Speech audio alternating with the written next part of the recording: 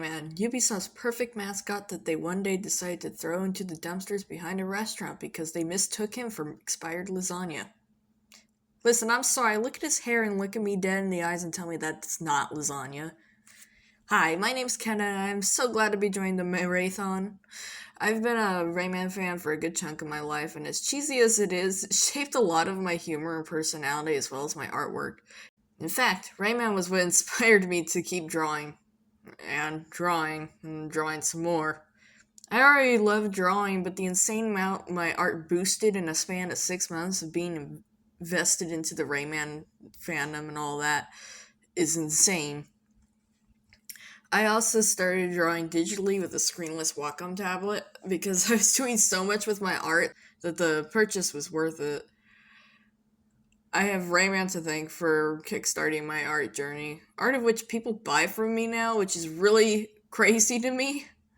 In fact, since Rayman shaped my art, I'm going to put on screen now my first ever drawing of Rayman, which was made June 14th of 2017, to my most recent made on May 30th of 2025.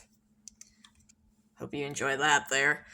I do wish I was still part of the fandom more frequently, but I do come back at least once a year, sometimes 2 or 3 times really. Always thrilled to be back to most chill fandom ever in my experience. Though I'm currently in the Sonic fandom again, so... I played Legends back when it first came out in 2013, and I was heartbroken because when I got home from visiting family that had the game, I couldn't remember what it was called to get it. Flash forward to 2017, I saw a random clip of it on YouTube, and it all came back to me. I begged my mom like the little leech I am, and I ended up with Legends and Origins because of a bundle sale, so yippee!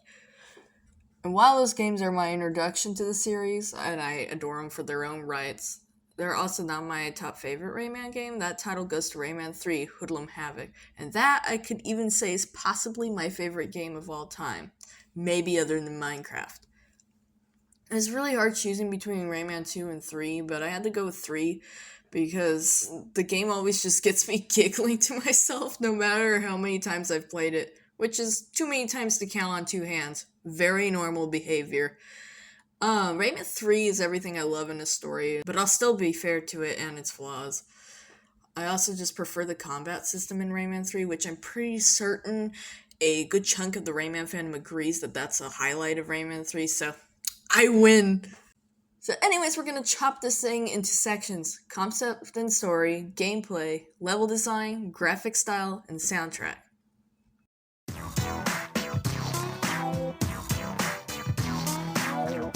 It's a really simplistic story, if not a little bit odd.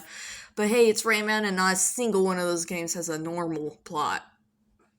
Rayman's minding his own business when this dude named Andre, who's a black lum, gets all miffed at the world suddenly. Same dude. Then he infects other red lums to become black lums, and then later hoodlums for his army. Man, look at what he literally does to this poor kangaroo thing. They rip it off to make freaking clothes or whatever. That's insane. Diabolical. Murphy was there when it happens, and so he goes and warns Rayman.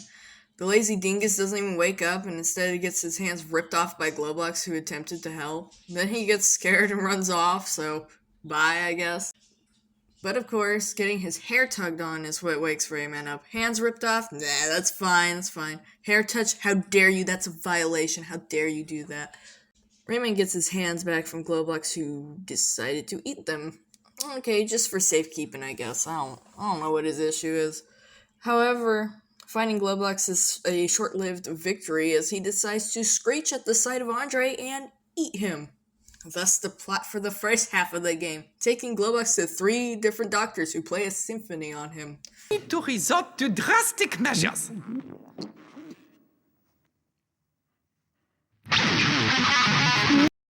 Okay, I guess. After Andre is released, he continues to gather his Hoodlum army to take over the world, and then, of course, is stopped by Rayman, who just squashes him like a bug. He should have just had a fly swatter ready when this was happening. So as utterly nonsense as that story is, it makes enough sense and is fun enough to keep one engaged. Even if it's a what in the world is going on type of engagement. I love every part of the story. It's so weird, but it's so Rayman.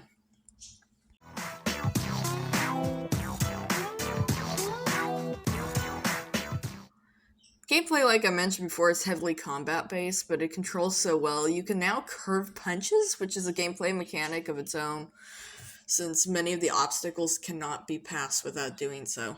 Such as, like, these guys that, like, stand behind these wooden cutouts. There's a lot of platforming, too, which there always is in Rayman games, which, it just fits it well.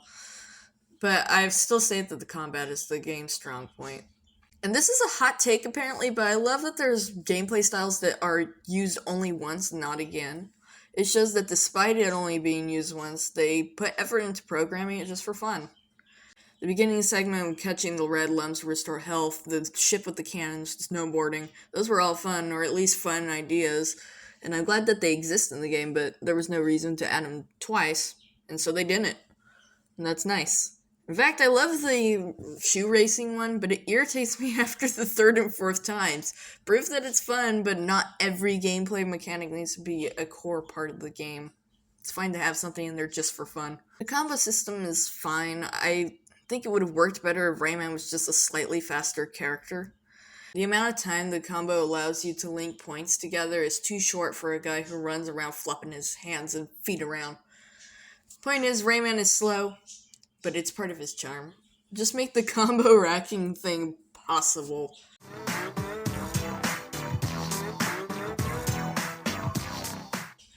I love everything about the level design. Except for Tower Leptis. What on earth is this? This exceeds different gameplay. It is barely anything and it feels like it goes on forever. The overall level design feels like, oh no, I'm not gonna make that jump. But you do, and Rayman grabs the ledge just barely, and you feel so cool after. Each level has the same basic idea because it's a platformer, but at the same time, it always shakes up stuff with something new, but not too estrangingly different that it just throws you off.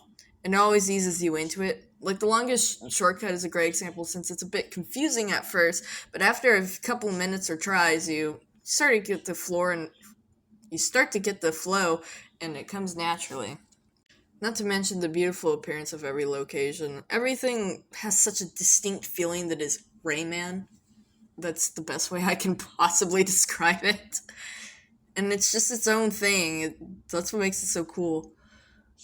Sometimes the reason I get hit is because I'm looking at things in the background rather than actually paying attention to combat, so I can't tell if that's a plus or a negative.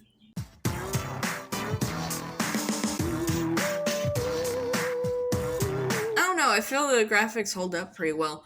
Could definitely do with a remaster, but for 2003, these are wonderful graphics. Notice how I say they're wonderful. That doesn't mean realistic.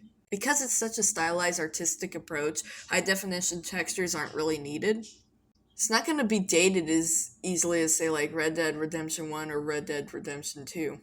It could easily be smoothed over with a more crisp look, but the overall idea would still stay the same. And honestly, there's something about the dated, blockier graphics for Rayman 3 that does the Rayman style justice. In games like Origins and Legends, you can even see that they seem to carry those blocky looks on, despite at the time being fully capable of making a more smooth appearance. This really goes for any Rayman game, but I feel Rayman 3 enhances the Rayman style the best. Rayman 2 was a great step towards this enhancement, but I feel Rayman 3 did it better.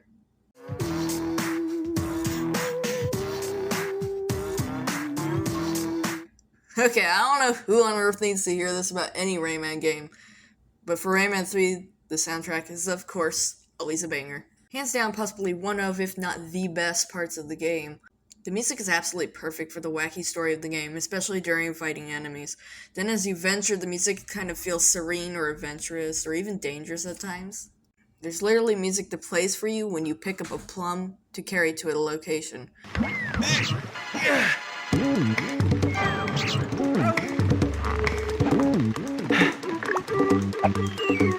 If that doesn't scream, wow, the music team really had fun and cared so much about what they made, I don't really know what could.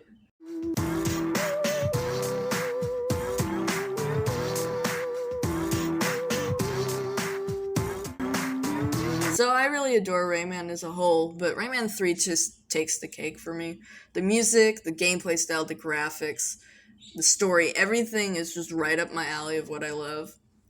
After writing this review, I think I have to say I'd give it my crown of favorite game of all time, and yes, that puts Minecraft in the number 2 spot. I can't believe I'm saying that, but here we are.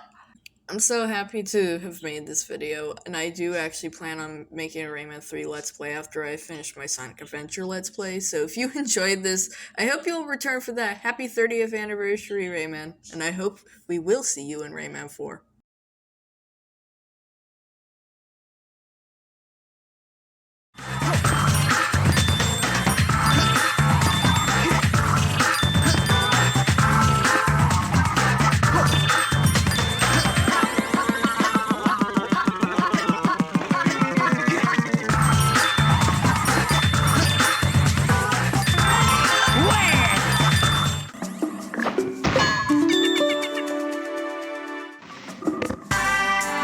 Thanks, Big Nose.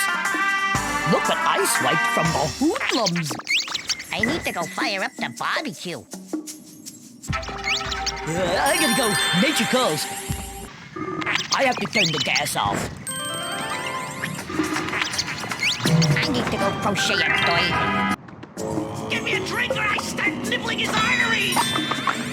Rayman, do something. Are you finally done goofing off? Can we get going now? Bravo! Well done! You're the best! Can we go now? Finally! It's about time!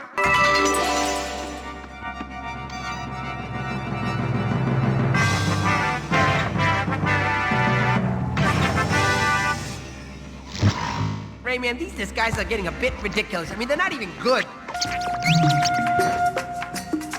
I gotta go finish my yogurt.